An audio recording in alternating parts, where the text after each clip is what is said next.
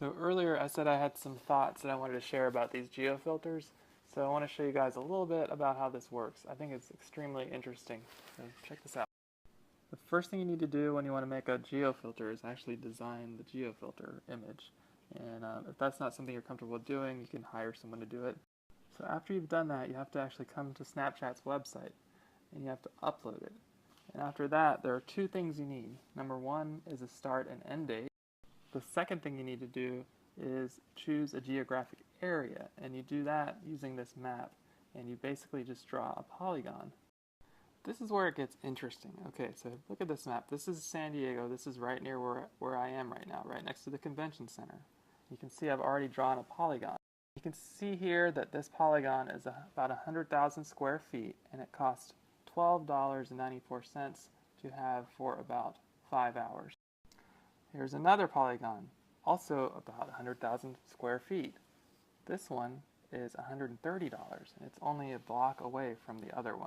This is the exact same time range, and I'm assuming it costs more because it's closer to this baseball park. I think it's Petco Park. I suppose there could be something else that makes it more expensive, but I just have to assume that's what it is. Anyway, it's just really interesting. Snapchat seems to have found a way to put a... Okay, sorry, I lost some of the footage here, but I was just going to say I find it really interesting. It seems like Snapchat has found a way to monetize sort of virtual real estate, and it could be really interesting when it comes to really big events like maybe the Super Bowl or even small things like different conferences. Take social media marketing world, for example.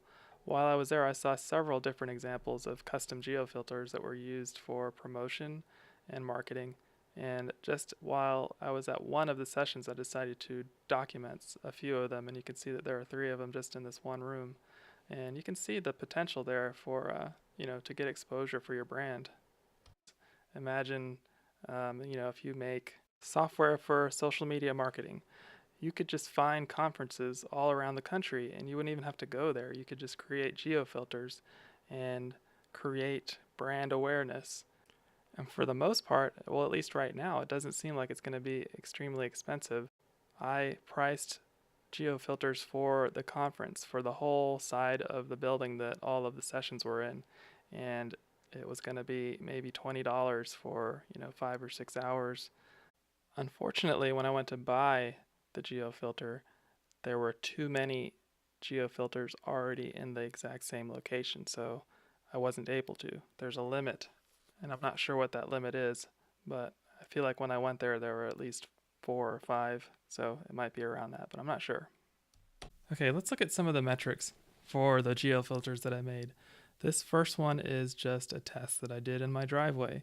I made the geofilter last for about 3 hours, and you can see that it started at 3 a.m. and ended at 6 a.m. $5. I used it 4 times, and you can see it got about 350 views. Okay, here's the second filter I made.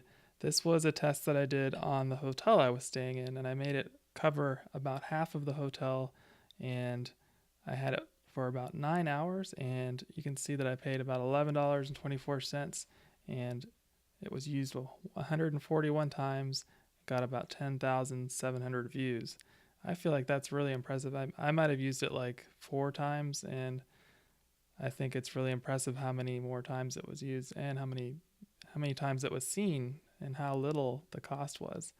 If you're interested in doing something like this, I think there are a couple things to keep in mind. Number one is that the geofilters can be rejected. Mine were rejected for a few reasons.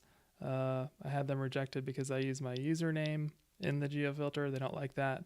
I had them rejected again because too many geofilters in the same area. Another thing to keep in mind is that if you are going to purchase a geofilter, make sure to purchase at least 16 hours in advance.